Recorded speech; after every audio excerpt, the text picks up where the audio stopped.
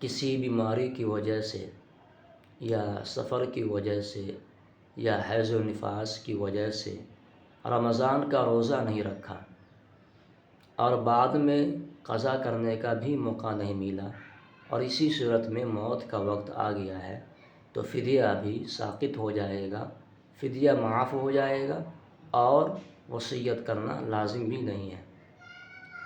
اور اگر رمضان کے بعد قضا کرنے کا موقع ملا لیکن انہوں نے قضا روزے نہیں رکھے ہیں، تو ایسی صورت میں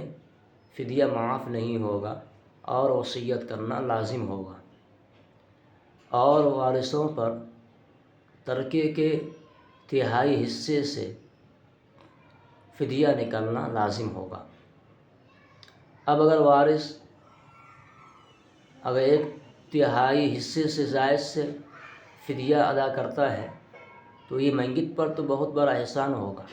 لیکن ایک تہائی حصے سے زائد پر فدیہ نکالنا واجب تو نہیں ہے، لیکن اگر وارث نکال دیتا ہے تو یہ میت پر بہت بڑا احسان ہوگا۔